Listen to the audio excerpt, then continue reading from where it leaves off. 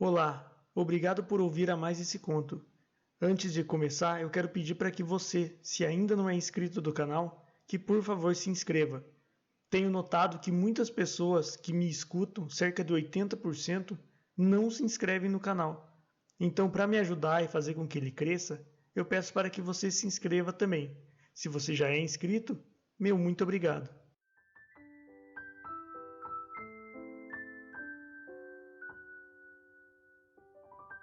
As Neves do Kilimanjaro, de Ernest Hemingway. Kilimanjaro é uma montanha coberta de neve, a 6.000 metros de altitude, e disse que é a montanha mais alta da África. O seu pico ocidental chama-se Ngage Ngai, a Casa de Deus. Junto a este pico encontra-se a carcaça de um leopardo. Ninguém ainda conseguiu explicar o que procurava o leopardo naquela altitude. O que é fantástico é que isto é indolor, disse ele. É assim que ficamos sabendo quando ela começa. É assim realmente? Absolutamente. Mas, desculpa, este cheiro deve incomodar. Não, por favor, não digas isso. Olha para eles, disse ele. É o que vem ou o que cheiram que os atrai desta maneira.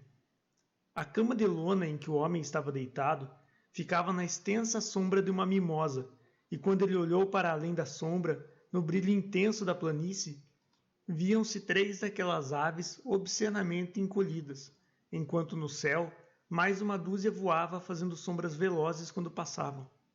Eles andam ali desde o dia em que a picape quebrou, disse ele. Hoje foi a primeira vez que alguns pousaram. Reparei na maneira como eles voam, no princípio com muito cuidado, para o caso de eu querer usá-los numa história. É engraçado. Espero que não, disse ela. Estou só falando, disse ele. As coisas ficam mais fáceis se eu falar, mas não quero incomodar. Tu sabes bem que isso não me incomoda, disse ela. É que eu fiquei tão nervosa por não poder fazer alguma coisa. Parece que devíamos facilitar as coisas o mais possível até que o avião chegue. Ou até que o avião não chegue. Diz-me, por favor, o que é que eu posso fazer? Há de haver alguma coisa que eu possa fazer. Podes arrancar minha perna, e isso talvez resolvesse a questão, embora tenha as minhas dúvidas. Ou podes dar-me um tiro. Tu já tens uma boa pontaria. Eu te ensinei a atirar, não foi? Por favor, não fales assim. Eu podia ler qualquer coisa. Ler o quê? Um livro qualquer daqueles que estão na mala e que ainda não lemos. Eu não me sinto capaz de ouvir, disse ele. Falar é mais fácil. Discutimos. Isso ajuda a passar o tempo. Eu não discuto. Eu nunca quero discutir. Vamos acabar com as discussões. Por mais nervosos que estejamos, talvez eles voltem hoje com outra picape, talvez o avião chegue. Eu não quero sair daqui, disse o homem. Não faz sentido sair daqui a não ser para te facilitar as coisas. Isso é covardia. Será que consegues deixar uma pessoa morrer sem dar nomes? De que serve me insultar? Tu não vais morrer. Não sejas boba, eu já estou morrendo. Pergunta àqueles canalhas. Olhou para o lugar onde estavam as enormes aves imundas, agachadas, com as cabeças nuas enterradas nas penas arqueadas. Uma quarta desceu em voo planado, para depois correr rapidamente e, finalmente, bamboleando-se, caminhou vagarosamente em direção às outras. Eles andam sempre por perto em todos os acampamentos.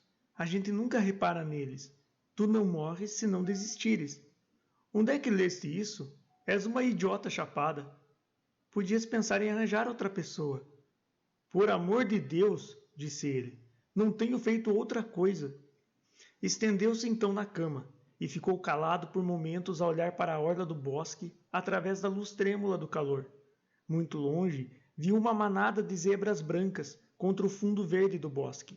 O acampamento era agradável, sob grandes árvores junto a uma colina, com boa água e muito perto um charco quase seco, onde de manhã voavam galinhas bravas.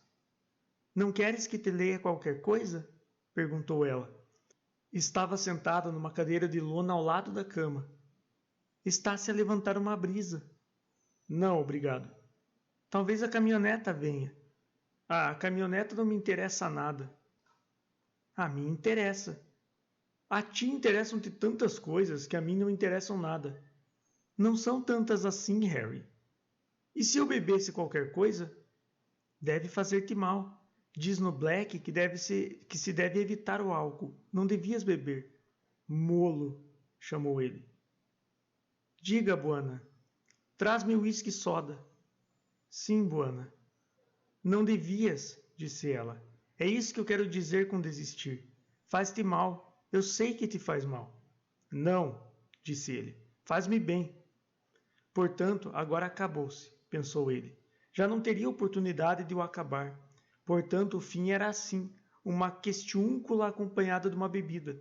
Desde que a gangrena começara na perna direita, ele não sentia dores. E com a dor fora-se também o horror. E tudo o que ele agora sentia era um grande cansaço e irritação por aquilo ser o fim. Em relação àquilo que estava para chegar, não tinha grande curiosidade. Durante anos, tinha-o obcecado, mas agora não significava nada em si mesmo. Estranho como o cansaço facilitava as coisas. Já não escreveria as coisas que tinha reservado só para escrever, quando soubesse o bastante para escrever bem. Bom, também não teria de falhar na tentativa de as escrever. Talvez nunca viesses a ser capaz de as escrever.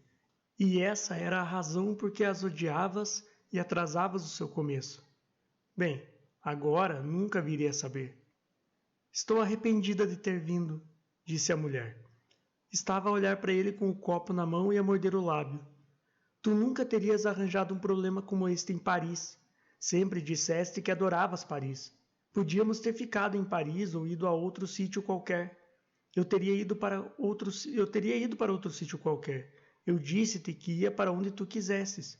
Se querias caçar, podíamos ter ido caçar confortavelmente na Hungria. O teu maldito dinheiro, disse ele. Isso não é justo, disse ela. Foi sempre tanto meu como teu. Deixei tudo e fui sempre para onde quer que tu quisesses ir. E fiz o que tu querias fazer, mas nunca devíamos ter vindo. Tu disses que adoravas. Sim, mas quando estavas bem. Agora detesto. Não percebo como é que isto te havia de acontecer à perna. O que é que nós fizemos para isto nos acontecer? Parece-me que o que eu fiz foi esquecer-me de lhe pôr tintura de iodo quando a cocei a primeira vez. Depois não lhe dei importância, porque nunca tinha tido uma infecção. Mais tarde, quando piorou, foi provavelmente ter usado aquela solução de fênico, quando os outros antissépticos acabaram, que paralisou os minúsculos vasos sanguíneos e provocou a gangrena.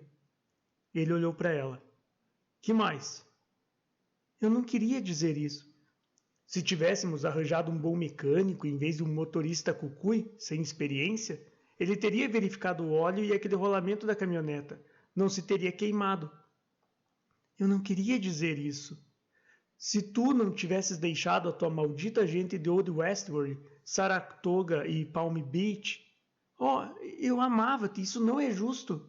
E ainda te amo. Sempre te amarei. E tu não me amas? Não, disse o homem. Parece-me que não. Nunca te amei. Harry, que estás a dizer? Perdeste a cabeça? Não, não tenho cabeça nenhuma para perder. Não bebas isso, disse ela. Querido, por favor, não bebas isso. Temos de fazer tudo ao nosso alcance. Faz tu, disse ele. Eu estou cansado. Agora ele recordava uma estação de caminho de ferro em Karagate, e ele estava lá com o seu saco, e aquilo era o farol do Simplon Orient, a rasgar a escuridão, e ele ia partir da Trácia depois da retirada. Era uma das coisas que ele tinha reservado para escrever, e também, de manhã ao pequeno almoço, a olhar pela janela e a ver a neve nas montanhas da Bulgária, e a secretária de Nancy a perguntar ao velho se aquilo era neve, e o velho a olhar e a dizer: não, aquilo não é neve. Ainda é cedo para neve. E a secretária a repetir para as outras raparigas: não, não estão a ver? Não é neve. E elas todas a dizerem: não é neve, estávamos enganadas. Mas era neve, sim senhor, e ele mandou-as para lá quando elaborou a troca de populações. E foi neve que elas palmilharam até morrerem nesse inverno. Foi neve também que caiu durante toda a semana do Natal nesse ano no Guertal. Naquele ano que viveram na casa do lenhador, com o fogão de porcelana que enchia metade da sala, e dormiam em colchões cheios de folhas de faia, na altura em que chegou o desertor com os pés ensanguentados na neve.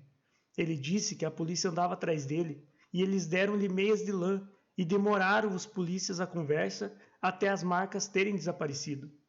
Em Shrooms, no dia de Natal, a neve brilhava tanto que fazia doer os olhos quando se olhava pela janela do Weinstub e se via toda a gente a regressar da igreja. Foi aí que eles andaram pela entrada de piso macio, dos trenós e amarela de urina ao longo do rio, com colinas escarpadas cobertas de pinheiros, esquis pesados ao ombro, e onde eles fizeram aquela grande corrida pelo glaciar abaixo, acima da Madeleine House.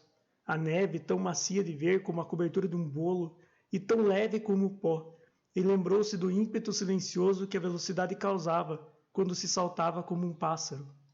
Nessa altura, ficaram bloqueados por uma tempestade de neve na Madeleine House durante uma semana, a jogar as cartas no meio do fumo à luz da lanterna, e as apostas eram cada vez mais altas, enquanto Herland perdia cada vez mais.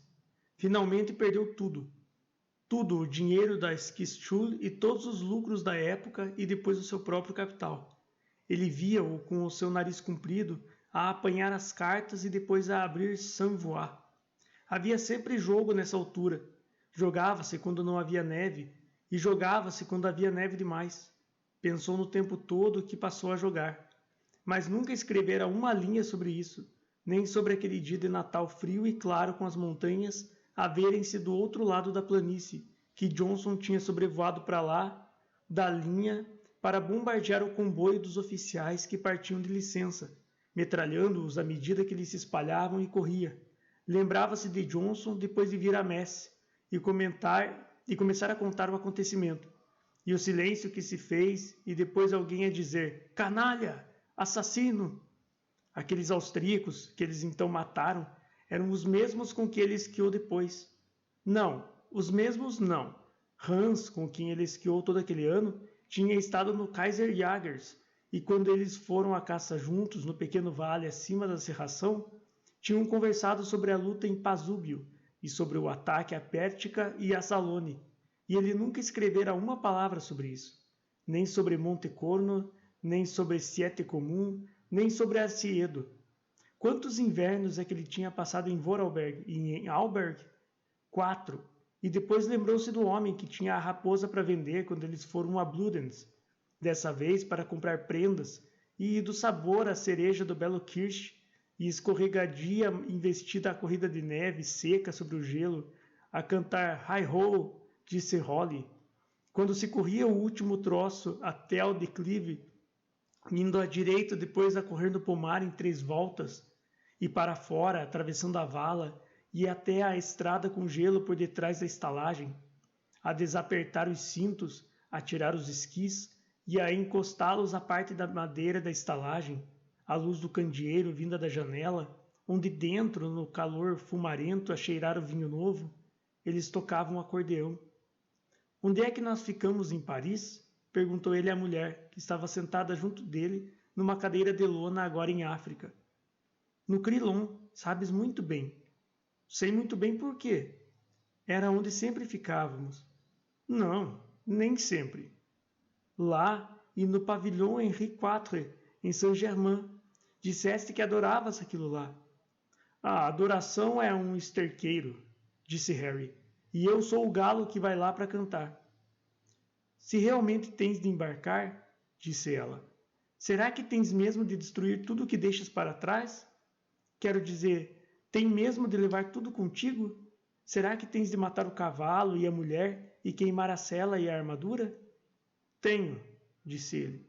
O teu dinheiro era a minha armadura, o meu Swift and Armor. Por favor.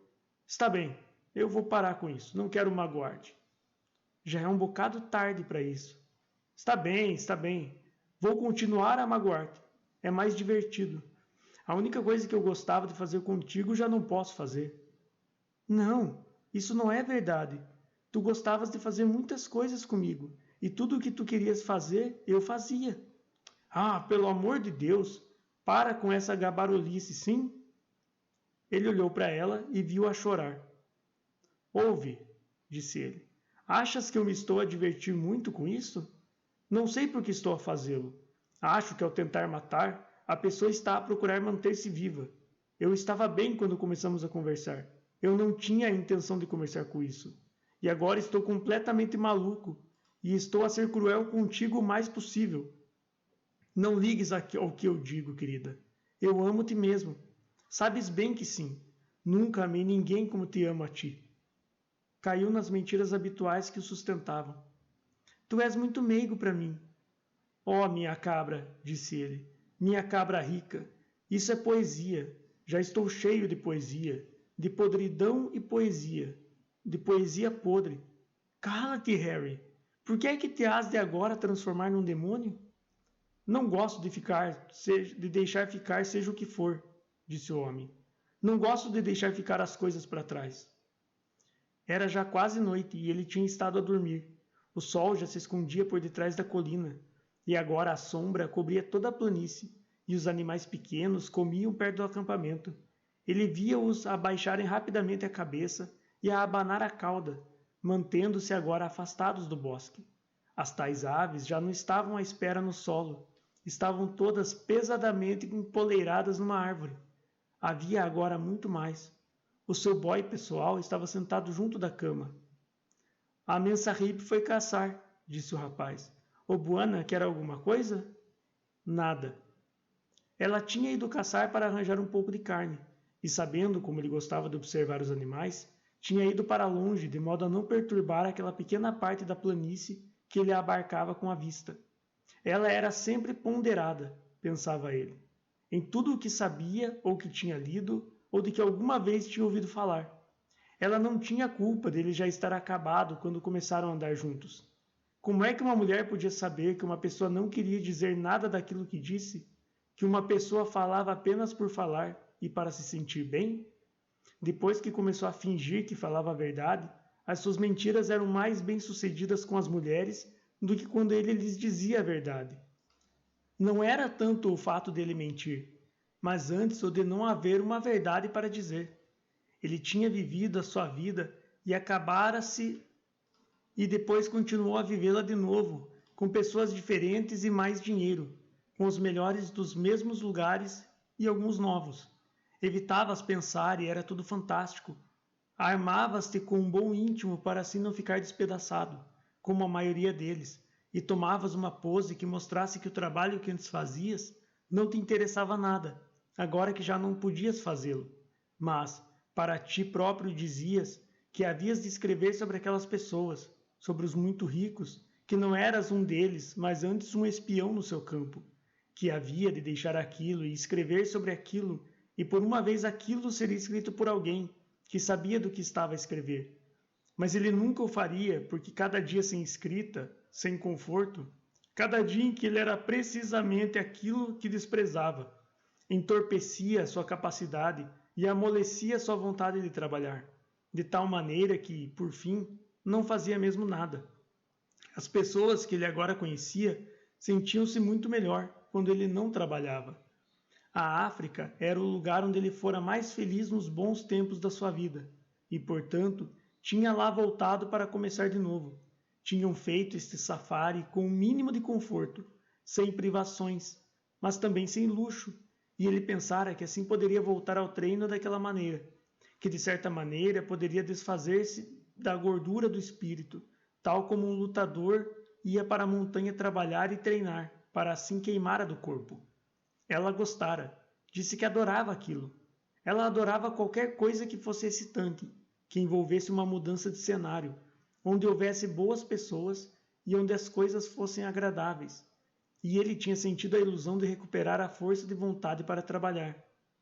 Ora, se era assim que as coisas iam acabar, e ele sabia que era, ele não devia começar a fazer como a serpente que se morde a si própria por ter quebrado a espinha. A culpa não era desta mulher. Se não fosse ela, tinha sido outra qualquer. Se ele vivia numa mentira, devia morrer nela. Ouviu um tiro para lá da colina. Ela atirava bem, aquela cabra boa, aquela cabra rica, aquela simpática zeladora e destruidora do seu talento. Disparate! Ele é que tinha destruído o próprio talento. Por que é que ele havia de culpar aquela mulher por ela o tratar bem? Ele tinha destruído o seu talento não o utilizando, com traições a si próprio e aquilo em que acreditava, bebendo tanto que embotava o gume das suas percepções, com a preguiça, a indolência e o snobismo, com o orgulho e o preconceito, com o bem e com o mal. O que era aquilo? Um catálogo de livros antigos? De qualquer maneira, o que era o seu talento? Era mesmo talento, mas, em vez de o usar, ele tinha feito negócio com ele. A questão não era nunca o que ele tinha feito, mas sempre o que podia fazer. E ele escolhera ganhar a vida com qualquer coisa que não a caneta ou o lápis. Também não era estranho, não era? Que quando se apaixonava por mais outra mulher, essa mulher havia de ter sempre mais dinheiro do que a anterior.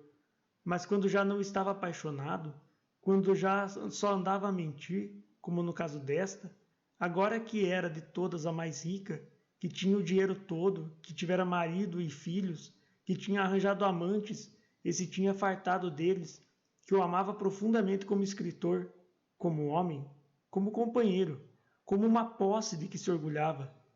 Era estranho que, quando ele já não a amava de todo e andava a mentir, que ele fosse capaz de lhe dar mais pelo seu dinheiro do que quando realmente amara. Nós devemos ser feitos para aquilo que fazemos, pensou ele. O nosso talento reside na maneira como ganhamos a vida, seja ela qual for. Ele vendera a vitalidade, de uma forma ou de outra, toda a sua vida, e quando os nossos afetos não estão demasiado envolvidos, damos muito mais valor ao dinheiro. Ele descobrira isto, mas também já nunca o iria escrever. Não o iria escrever, embora valesse bem a pena. Nesta altura, ela apareceu à vista, a atravessar a planície em direção ao acampamento. Vestia calças de montar e trazia a espingarda. Os dois rapazes traziam uma arma a tiracolo e seguiam atrás dela. Ainda era uma bela mulher, pensou ele, e tinha um corpo agradável. Tinha grande talento para a cama e gostava. Não era bonita, mas ele gostava do seu rosto. Lia muitíssimo, gostava de montar e caçar, e, claro, bebia demais. O marido morrera quando ela era ainda relativamente nova, e durante um tempo dedicara-se aos seus 2 filhos adolescentes, que não precisavam dela e ficavam embaraçados com a sua presença, ao seu estábulo, aos livros, às garrafas. Gostava de ler à noite antes do jantar e bebia uísque e soda enquanto lia. Pela hora de jantar, já estava um pouco bebida, e depois de uma garrafa de vinho ao jantar, ficava normalmente embriagada o bastante para dormir. Isto foi antes dos amantes. Depois de ter os amantes, já não bebia tanto, porque então não precisava de estar bêbada para dormir. Mas os amantes aborreciam-na. Tinha estado casada com um homem que nunca a aborrecera, e esta gente aborrecia-a imenso. Então, um dos seus 2 filhos morreu num acidente de aviação, e depois disso, não mais quis os amantes, e não sendo a bebida um anestésico, ela teve de arranjar outra vida. De repente, ficara agudamente amedrontada de estar só, mas queria a companhia de alguém que ela respeitasse. Tudo tinha começado muito simplesmente. Ela gostava do que ele escrevia e sempre invejara a vida que ele fazia. Ela pensava que ele fazia exatamente tudo o que queria, os passos que dera para o conquistar e a maneira como finalmente se apaixonara por ele. Fazia tudo parte de uma progressão regular, em que ela construíra uma nova vida para si própria, e ele tinha vendido o que restava da sua antiga vida. Tinha-a vendido em troca de segurança e também de conforto. Isso não se podia negar, e de mais que? Não sabia. Ela ter-lhe-ia trazido tudo o que ele quisesse. Ele sabia disso. Ela era uma belíssima mulher também. Ele ia para a cama com ela como com qualquer outra, mas preferia-a a ela, porque era mais rica, porque era muito agradável, e gostava, e porque nunca fazia cenas. E agora, essa vida que ela construíra de novo estava a chegar ao fim, porque há 15 dias ele não usara tinta de iodo quando um espinho lhe tinha feito um arranhão no joelho ao avançarem para tentar fotografar uma manada de gamos parados, com a cabeça levantada, a espreitar, de nariz no ar, as orelhas bem estendidas para escutar o primeiro ruído que os precipitaria para o bosque. Mas eles fugiram antes de ele tirar a fotografia. Aí vinha ela agora. Ele voltou a cabeça na cama para olhar para ela. Olá, disse ele. Matei um carneiro, disse-lhe ela. Vai fazer um belo caldo para ti e vou-lhes mandar fazer purê de batata com o clean. Como é que te sentes? Muito melhor. Não é delicioso isso? Sabes que eu já imaginava isso mesmo. Estavas a dormir quando fui embora. Tirei uma boa soneca. Foste muito longe? Não, só até ali adiante atrás da colina. Foi um tiro bastante bom no carneiro. Atiras muito bem, sabes? Adoro isso. Adorei a África. É verdade. Se ficares bom, foi o melhor tempo que já tive. Não imaginas o prazer que foi caçar contigo. Adorei a região. Eu também gosto. Querido, não sabes como é maravilhoso ver-te melhor. Eu não suportava ver-te daquela maneira. Não vais falar mais comigo daquela maneira, não? Promete? Não, disse ele. Eu já não me lembro do que disse. Tu não precisas de me destruir, pois não? Eu sou só uma mulher de meia idade que te ama e que quer fazer o que tu quiseres. Já me destruíram 2 ou 3 vezes. Não ias com certeza querer destruir-me outra vez, não é?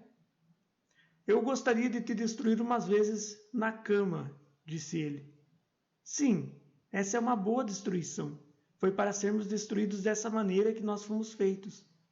O avião vai chegar aí amanhã. Como é que sabes? Tenho a certeza. Tem de chegar. Os rapazes têm a madeira toda pronta e a erva para fazerem a fogueira. Fui ver hoje outra vez. Há muito espaço para aterrar e nós temos as fogueiras preparadas, em ambos os extremos.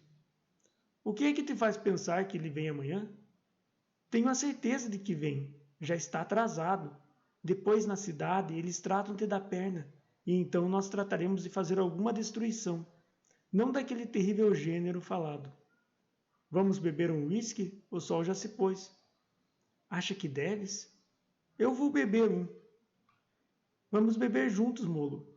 Let do whisky soda? Chamou ela. É melhor calçares as botas contra os mosquitos, disse-lhe ele. Depois de tomar banho. Enquanto escurecia, estiveram a beber, e precisamente antes de escurecer completamente, e quando já não se via para disparar, uma hiena atravessou a clareira a caminho da colina. Aquele patife faz isso todas as noites, disse o homem. Todas as noites há 2 semanas. É ela que faz barulho de noite. Eu não me importo, mas são animais imundos. A beberem juntos, já sem dores, a não ser o desconforto de estar deitados sempre na mesma posição, os rapazes a acenderam a fogueira e as suas sombras a saltar sobre as tendas. Ele sentia o regresso da sua anuência a esta vida de agradável rendição. Ela era de fato muito boa para ele. Ele fora cruel e injusto para com ela, à tarde. Ela era uma belíssima mulher, realmente maravilhosa, e precisamente nessa altura lembrou-se de que ia morrer. A lembrança veio-lhe numa arremetida, não uma arremetida de água ou de vento, mas de um vazio súbito, cheirando a mal, e o estranho é que a hiena deslizava levemente ao longo da margem. — O que foi, Harry? Perguntou ela. — Nada, disse ele. Era melhor mudares para o outro lado, para o lado do vento. — O Molo mudou-te, o penso? — Mudou, agora só estou a pôr o bórico. — Como é que te sentes? — Um bocado enjoado. — Vou tomar banho, disse ela. Volto já. Venho comer contigo e depois pomos a cama lá dentro. Portanto, disse ele consigo, fizemos bem em acabar com as discussões. Ele nunca tinha discutido muito com essa mulher, enquanto que com as mulheres que ele amava, discutira tanto que sempre acabavam por matar a relação com a corrosão das discussões. Ele amara demais, exigira demais e esgotara tudo. Pensou naquela altura em que estava só em Constantinopla, depois de uma discussão em Paris antes de ir embora. Passara o tempo com prostitutas e depois, quando isso acabou, não tinha conseguido vencer a solidão, mas apenas piorá-la. Escrevera-lhe uma carta à primeira, àquela que o deixou. Uma carta a cortar-lhe como não tinha conseguido vencê-la. Como ao julgar vê-la à saída do Regence, ele se sentira todo fraco e enjoado interiormente, e que costumava seguir uma mulher que se parecia com ela ao longo do boulevard, com receio de ver que não era ela, com receio de perder aquela sensação que aquilo lhe dava. Como todas aquelas com quem dormira apenas lhe faziam sentir mais a sua falta. Como o que ela lhe fizera não podia nunca ter qualquer importância, uma vez que ele não conseguia deixar de amá-la. Escreveu essa carta no clube, completamente sóbrio, e mandou-a para Nova York, pedindo que lhe respondesse para o escritório em Paris. Assim parecia seguro, e nessa noite, sentindo tanto a sua falta que se sentiu oco por dentro, vagueou pelo Taksim, arranjou uma rapariga e levou-a a jantar. Tinha ido depois com ela dançar. Ela dançava mal, e trocou-a por uma quente puta armênia, que se esfregava contra ele de tal maneira que quase queimava. Ele tirou-a de um artilheiro britânico subalterno depois de uma briga. O artilheiro desafiou-o lá fora, e eles lutaram na rua sobre o empedrado, na escuridão. Ele tinha-lhe batido 2 vezes, com força, ao lado do queixo, e quando viu que ele não caiu, concluiu que tinha ali uma luta séria. O artilheiro atingiu-o no corpo e depois no olho. Ele atirou-lhe uma esquerda outra vez. Vacilou e caiu ao chão, e o artilheiro caiu-lhe em cima, agarrou-lhe o sobretudo e rasgou-lhe uma manga, e ele agrediu-o por 2 vezes por detrás da orelha, e depois socou-o com a direita enquanto o afastava. Quando o artilheiro caiu, bateu primeiro com a cabeça, e ele fugiu com a rapariga, porque ouviram os policiais a chegar. Apanharam um táxi que os levou para Himli-His, ao longo do Bósforo, e de volta, e depois outra vez à noite fria, e depois à cama, e ele sentiu-a demasiado madura como parecia, mas macia como pétala de rosa, melada, de ventre macio e seios grandes, sem precisar de almofada por baixo das nádegas, e deixou-a antes dela acordar com o ar desprendido aos primeiros raios de luz, e apareceu no Pera Palace, com um olho negro e o sobretudo debaixo do braço, porque lhe faltava uma manga. Nessa mesma noite partiu para a Anatólia, e lembrou-se mais tarde nessa viagem de ter cavalgado todo o dia pelos campos de papoulas, que eles cultivavam para fazer ópio, e como aquilo o fazia sentir-se esquisito. Finalmente, e todas as distâncias pareciam estar erradas, para onde eles tinham feito o ataque com os recém-chegados oficiais de Constantino, que não percebiam nada, e a artilharia tinha disparado sobre as tropas, e o observador britânico tinha chorado como uma criança. Foi nesse dia que ele viu pela primeira vez mortos com saias de balé brancas e sapatos com as pontas reviradas e com pompons.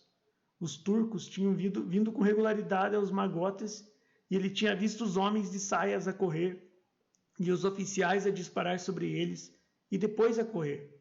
Eles também, e ele e o observador britânico tinham corrido também até os pulmões lhe doerem, e a boca ficou cheia daquele sabor a dinheiro, e pararam atrás de umas rochas, e lá estavam os turcos, a chegar sempre aos magotes. Mais tarde, vira coisas que nunca imaginara, e que ainda vira outra vez mais tarde, muito piores. Assim, quando voltou para Paris dessa vez, não conseguia falar daquilo, nem suportava que referissem o assunto. E naquele café onde ele passou, estava aquele poeta americano com uma pilha de pires à sua frente e uma expressão estúpida na cara de batata, a conversar sobre o movimento Dada, com um romeno que disse chamar-se Tristan Tzara, que trazia sempre um monóculo e estava com dores de cabeça. E, de volta ao apartamento com a mulher, que, acabada a discussão, acabada a loucura, ele agora amava outra vez, feliz por estar em casa, o escritório mandava-lhe o correio para o apartamento. Então a carta em resposta àquela que ele escrevera chegou numa bandeja um dia de manhã, e quando ele reparou na caligrafia, ficou gelado, e tentou esconder a carta debaixo de outra. Mas a mulher lhe disse: "De quem é essa carta, querido?" E foi o fim do princípio daquilo. Recordou os bons tempos com todas elas, e as discussões. Elas escolhiam sempre os melhores sítios para as discussões. E por que é que elas discutiam sempre quando ele se sentia melhor? Nunca tinha escrito sobre nada disto, porque primeiro nunca queria magoar ninguém, e depois parecia-lhe que havia mais sobre que escrever para além daquilo. Mas sempre pensou que acabaria por escrever. Havia tanto para escrever. Tinha visto o mundo mudar, não apenas os acontecimentos, embora ele tivesse visto muitos deles e tivesse observado as pessoas, mas tinha visto a mudança mais subtil e lembrava-se de como as pessoas eram nas diferentes alturas. Tinha estado por dentro e tinha observado, e era seu dever escrever sobre isso. mas agora nunca o faria. Como é que te sentes? Disse ela. Já tinha saído da tenda depois do banho. Eu estou me sentindo bem. Já queres comer? Ele viu o Molo atrás dela, com a mesa desdobrável e outro rapaz com os pratos. Eu quero escrever, disse ele. Devias tomar um pouco de sopa para manter as forças. Eu vou morrer esta noite, disse ele. Não preciso de forças. Por favor, Harry, não sejas melodramático, disse ela.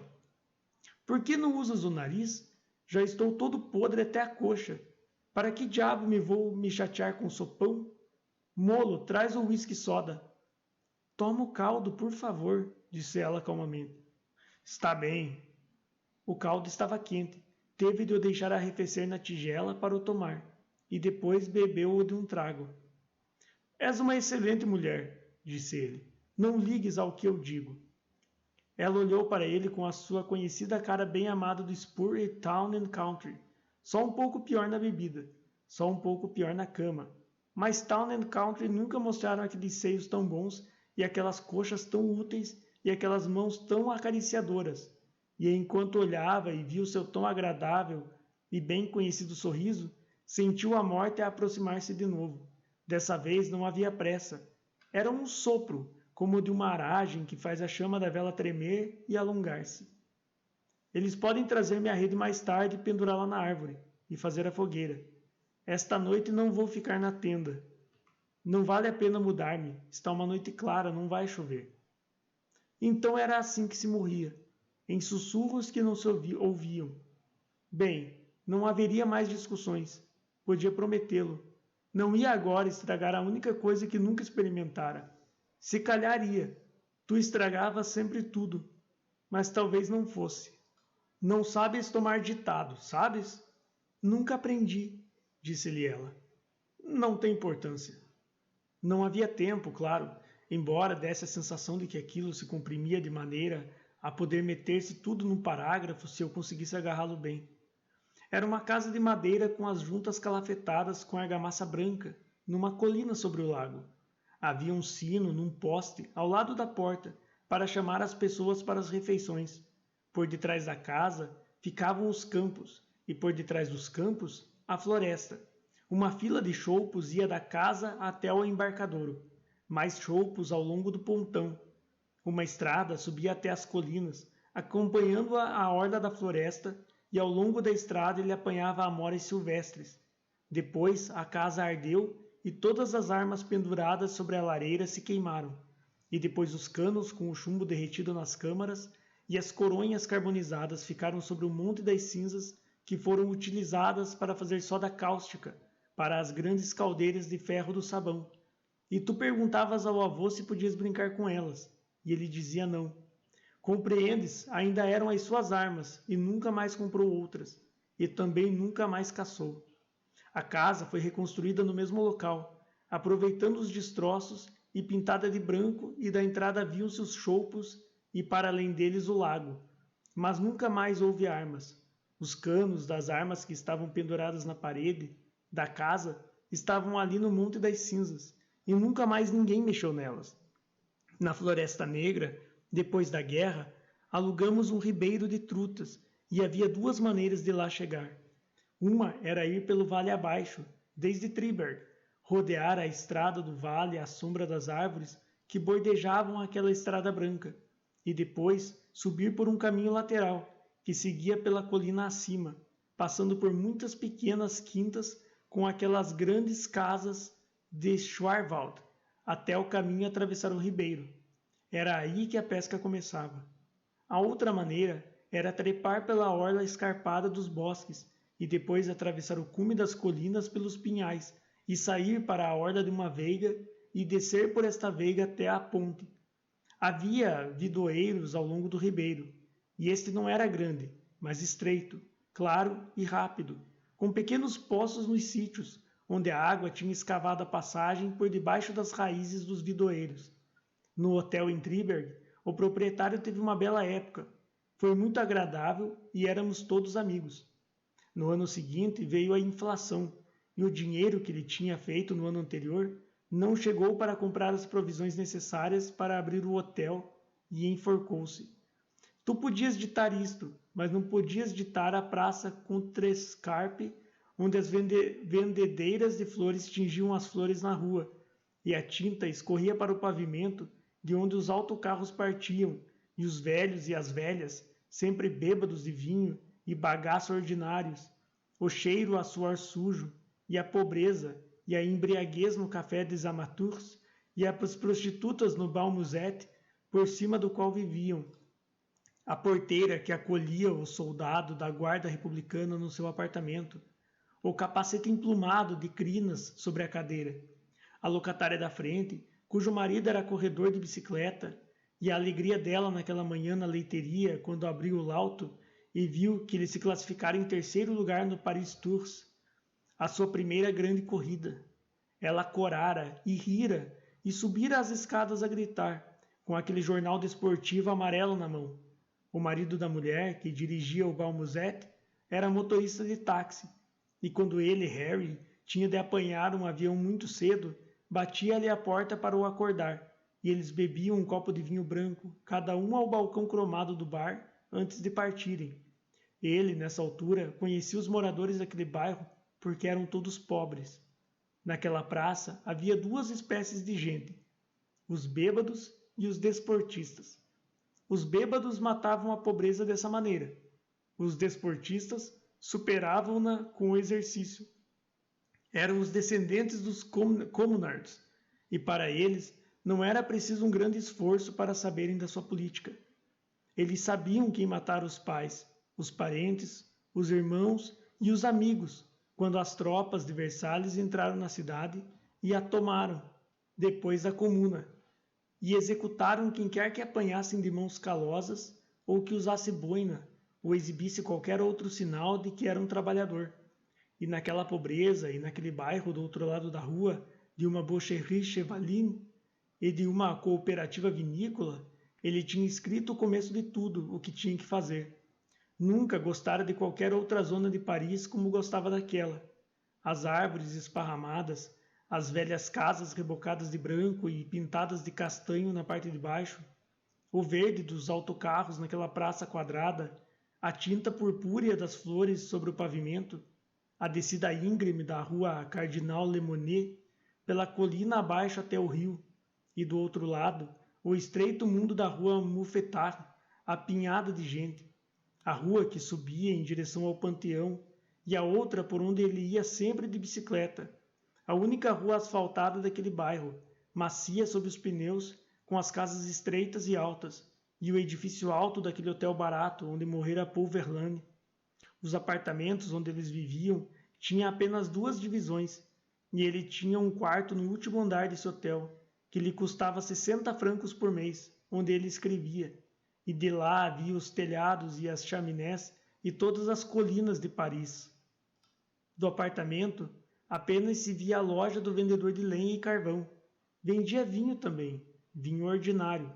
A cabeça de cavalo dourada na parte de fora da boucherie chevaline, onde se viam, penduradas no montra, as carcaças douradas e vermelhas, e a cooperativa pintada de verde, onde eles compravam o vinho, vinho bom e barato.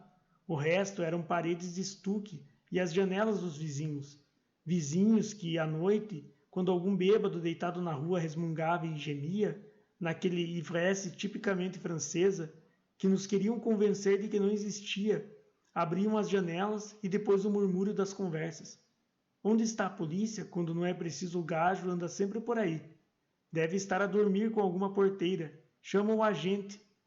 Até que alguém atirava num balde de água da janela e os gemidos acabavam.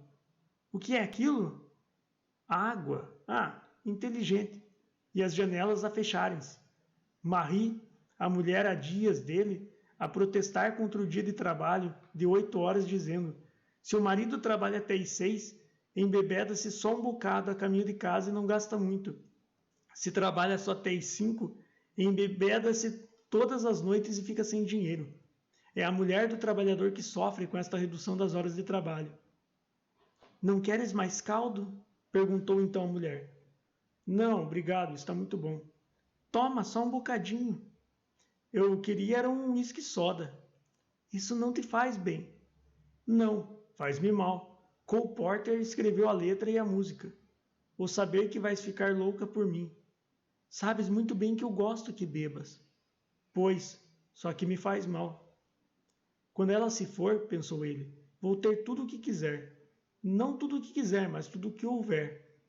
Sim, ele estava cansado. Cansado demais. Ia dormir um pouco. Deixou-se ficar quieto e a morte não estava lá. Deve ter ido a outra rua. Foi aos pares, de bicicleta, e deslocou-se em silêncio absoluto sobre os passeios. Não, ele nunca escrevera sobre Paris, sobre a Paris de que ele gostava. Mas e o resto? Tudo o resto sobre o que ele nunca escrevera? E o rancho, e o cinzento prateado das salvas, a água rápida e clara nas valas de irrigação, e o verde pesado da alfafa? O caminho subia até as colinas e o gado no verão ficava tímido como os veados. Os gritos e o ruído regular de aquela mole imensa movendo-se lentamente, levantando a poeira quando os traziam para baixo no outono, e por detrás das montanhas, o pico afiado muito claro à luz da tardinha, e a cavalgar ao longo da caravana, à luz do luar muito brilhante no vale. Recordava agora a descida através da floresta, no meio da escuridão, agarrado à cauda do cavalo, quando já não se via e todas as histórias que ele tencionava escrever. Sobre o moço de recados, um pateta, que deixaram no rancho e a quem recomendaram que não deixasse ninguém apanhar feno, e aquele velho patife do Forks, que batera no rapaz quando este trabalhara para ele, e que lá foi para arranjar umas rações. O rapaz a recusar, e o velho a dizer que lhe batia outra vez. O rapaz pegou na espingarda que estava na cozinha e disparou sobre ele quando tentava entrar no celeiro, e quando eles regressaram ao rancho, ele já estava morto há uma semana, congelado na cerca dos animais, e os cães já lhe tinham comido uma parte do corpo, mas o que dele restava foi colocado num trenó, embrulhado num cobertor e amarrado com cordas, e tu mandaste o rapaz ajudar-te a arrastá-lo, e os dois levaram-no pela estrada, em esquis, para a cidade, a 60 milhas para entregar o rapaz, sem que ele fizesse ideia de que iria ser preso. Pensando que tinha cumprido com a sua obrigação e que tu eras amigo dele e que seria recompensado, ele tinha ajudado a arrastar o velho para que toda a gente soubesse como o velho fora mal, e como tinha tentado tirar rações que não lhe pertenciam, e quando o xerife o algemou, não queria acreditar. Começara então a chorar. Esta era uma história que ele tinha guardado para escrever. Conhecia pelo menos 20 boas histórias dali, e nunca escrevera nenhuma. Por quê? Diz o porquê, disse ele. Porquê o quê, querido? Nada. Ela já não bebia tanto desde que o tinha com ela. Mas se ele sobrevivesse, nunca escreveria sobre ela. E ele sabia disso. Nem sobre qualquer um deles. Os ricos eram maçadores e bebiam demais, ou jogavam demais ao bagamon. Eram maçadores e repetitivos. Lembrava-se do pobre Julian e do romântico horror que ele tinha deles, e de como ele uma vez tinha iniciado uma história que começava: os muito ricos são diferentes de ti e de mim. E de como alguém dissera a Julian: sim, tem mais dinheiro. Mas o Julian não achou graça. Ele pensava que eles eram uma raça especial e encantadora, e quando descobriu que não eram, isso destroçou-o tanto como qualquer das outras coisas que o destroçavam. Ele desprezara aqueles que o destroçavam. Não se era obrigado a gostar disso por o compreender. Ele podia vencer qualquer coisa, pensava, porque nada o magoava, se não se preocupasse. Muito bem, já não se preocupava com a morte. Uma coisa que sempre receara era a dor. Suportava a dor como qualquer pessoa, enquanto esta não se prolongasse por demasiado tempo e o desgastasse. Mas aqui tinha qualquer coisa que o tinha magoado terrivelmente, e precisamente quando sentira que isso o estava a quebrar, a dor desaparecera. Recordou a altura há muito tempo, em que Williamson, o oficial do bombardeamento, foi atingido por uma granada que alguém da patrulha alemã tinha atirado, quando ele ia atravessar o arame naquela noite, e pediu aos gritos que o matassem. Ele era gordo, corajoso e um bom oficial, embora com uma certa inclinação para exibições fantásticas. mas naquela noite ele foi apanhado no arame, com um foguete luminoso a iluminá-lo e as suas entranhas derramadas sobre o arame. E assim, quando o trouxeram para dentro vivo, tiveram de o cortar para o libertar. Mata-me, Harry! Pelo amor de Deus, mata-me! Tinham discutido uma vez sobre o fato de Nosso Senhor nunca nos mandar qualquer coisa que não possamos suportar. E uma teoria dizia que isso queria dizer que em determinada altura a dor provocava automaticamente o desmaio. Mas ele lembrava-se sempre de Williamson naquela noite. Nada o fez desmaiar, até que ele lhe deu todos os comprimidos de morfina que tinha guardado para si próprio e não deram resultado imediato. Contudo, isto que ele agora tinha era fácil, e se não piorasse, não era nada que o preocupasse, exceto que gostaria de estar em melhor companhia. Pensou um pouco sobre a companhia que gostaria de ter ali. Não, pensou, quando tudo aquilo que se faz durante tempo demais, ou tarde demais. Não se pode esperar que as pessoas ainda estejam lá. As pessoas foram todas embora. A festa acabou e agora fica-se com o anfitrião. Começo a ficar tão farto da morte como de todo o resto, pensou. É uma chatice, disse ele alto. O que, querido? Qualquer coisa que se faça durante tempo demais. Olhou-lhe o rosto entre ele e a fogueira. Estava encostada para trás na cadeira e a luz da fogueira brilhava-lhe no rosto de linhas agradáveis, e ele viu que ela estava com sono. Ouviu o ruído da hiena mesmo a seguir à zona da fogueira. Estive a escrever, disse ele, mas fiquei cansado. Achas que consegues dormir? Com certeza. Por que não vais deitar? Gosto de estar aqui contigo. Sentes alguma coisa esquisita? Não, apenas sono. Eu sinto. Ele sentira a morte a aproximar-se de novo. Sabes muito bem que a única coisa que nunca perdi foi a curiosidade, disse-lhe ele. Tu nunca perdeste nada. És o homem mais completo que conheci. Meu Deus, disse ele, que pouco sabem as mulheres. O que é isso? É a tua intuição? Porque precisamente nessa altura a morte chegara e pousara a cabeça nos pés da cama, e ele sentiu o seu hálito. Nunca acredites nessa balela da gadanha e da caveira, disse-lhe ele. Tanto podem ser dois policiais de bicicleta como um pássaro, ou pode ter um focinho largo como uma hiena. Já tinha subido até ele, mas não tinha forma, apenas ocupava espaço. Diz-lhe que se vai embora. Mas ela não foi embora. Antes se aproximou mais. Tens um hálito dos diabos, disse ele, canalha mal cheirosa. Ela aproximou-se ainda mais, mas mesmo assim ele não conseguia falar com ela. E quando ela viu que ele não conseguia falar, aproximou-se mais, e então ele tentou afastá-la sem falar. Mas ela trepou para cima dele, de modo que o seu peso estava todo sobre o peito, e enquanto ela ali se instalava e ele não podia mexer-se nem falar, ouviu a mulher dizer: Buana já está dormindo. Peguem a cama com muito cuidado e levem para dentro da tenda. Ele não conseguia falar para lhe pedir que a fizesse ir embora, e ela pesou ainda mais, e ele já não conseguia respirar. E então, enquanto eles levantavam a cama subitamente, ficou tudo bem, e o peso desapareceu do peito.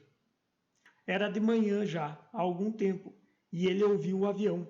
Parecia muito pequenino, e descreveu um grande círculo, e os rapazes correram a acender as fogueiras com querosene, e fizeram montes de erva, de modo que havia duas grandes fogueiras em cada um dos extremos da planura, e a brisa da manhã soprava-as na direção do acampamento. E o avião descreveu mais 2 círculos, mais baixo desta vez, e depois desceu até o nível do terreno, e aterrou suavemente, e a caminhar na direção do acampamento. Lá vinha o velho Compton, de calças, casaco de tweed e chapéu de feltro castanha. O que é que se passa, chefe? Disse Compton. Um problema numa perna, disse ele. Não queres tomar café? Obrigado, só chá. É o Pussmouth, sabes? Não vou poder levar a Mensahib. Só há lugar para um. A tua caminhoneta já vem a caminho. Ellen tinha puxado Compton à parte e falava com ele. Compton voltou mais alegre que nunca. Vamos já levar-te, disse ele. Depois volto para levar a Mem. mas acho que terei de parar em Arusha para reabastecer. É melhor irmos já. E o chá? Já sabes que eu não gosto muito de chá. Os rapazes tinham pegado na cama e, rodeando as tendas verdes, levaram-na pela rocha abaixo para a planície, até o avião, passando pelas fogueiras que ardiam agora muito brilhantes, consumida já toda a erva e espevitada pelo vento. Foi difícil pô-la lá dentro, mas uma vez lá, ficou sentado num banco de couro, com a perna estendida para um dos lados do banco, onde Compton se sentava. Compton arrancou com o motor e entrou.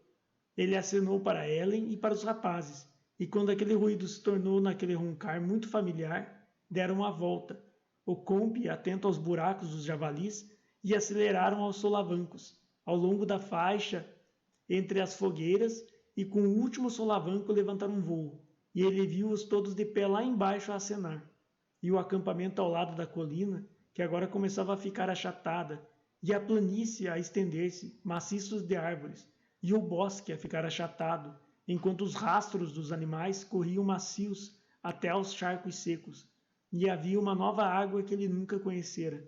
Os costados já pequenos e arqueados das zebras, e os gnus, pequenos pontos de cabeça grande, parecendo trepar quando se deslocavam, como que em longos dedos através da planície, espalhando-se agora que a sombra se aproximava deles. Eram já muito pequenos, e os seus movimentos não eram de galope, e a planície a perder de vista, já amarela acinzentada, e à frente o tweed do casaco e o chapéu de feltro do velho comp. Depois sobrevoaram as primeiras colinas, e os gnus a correr à sua frente, e depois as montanhas com súbitos vales cobertos de florestas verde claras e as sólidas encostas de bambus, e depois floresta densa outra vez, esculpida em picos e depressões, até as atravessarem. E as colinas desciam, e depois outra planície, agora quente, e castanho púrpura, e irregular do calor, e o comp a olhar para trás para ver como ele estava. Depois outras montanhas escuras à frente. E então, em vez de irem para Arusha, viraram à esquerda. Ele evidentemente concluiu que tinham combustível suficiente, e ao olhar para baixo, viu uma nuvem cor-de-rosa granulada a deslocar-se sobre a terra, e no ar, como as primeiras neves de uma tempestade vinda de parte nenhuma, e ele sabia que os gafanhotos vinham lá do sul. Começaram então a subir, e parecia que se dirigiam para leste, e depois escureceu, e ficaram no meio de uma tempestade. A chuva tão espessa que pareciam que iam voar no meio de uma queda de água, e depois saíram, e o comp voltou-se e mostrou um largo sorriso, e apontou, e lá à frente tudo que ele conseguiu ver, largo como o mundo todo, grande, alto e inacreditavelmente branco da luz do sol. Lá estava o cume quadrangular do Kilimanjaro, e então ficou a saber que era para lá que ia. Precisamente nesse momento, a hiena calou-se na noite e começou a produzir um som estranho, humano, quase um choro. A mulher ouvia-a e mexeu-se inquieta. Não acordou. Em sonhos, estava na casa de Long Island, e era a noite da véspera do debut da filha. Sem saber como nem porquê, o pai estava lá e fora muito grosseiro. Então o som da hiena era já tão alto que ela acordou, e por um momento ficou sem saber onde estava e com medo. Pegou na lanterna e dirigiu-a para outra cama que eles tinham trazido para dentro depois de Harry ter adormecido. Viu o volume do corpo dele debaixo da rede dos mosquitos, mas ele tinha como que estendido a perna para fora, e ela pendia ao longo da cama. Os pensos tinham caído todos, e ela não conseguia olhar para ele. Molo? Chamou ela. Molo! Molo! Depois disse, Harry! Harry! Depois subindo de tom. Harry, por favor! Oh, Harry! Não houve resposta, e ela não o ouvia respirar. Fora da tenda, a hiena fez aquele mesmo som estranho que a tinha acordado, mas ela não ouvia nada, senão o bater do próprio coração.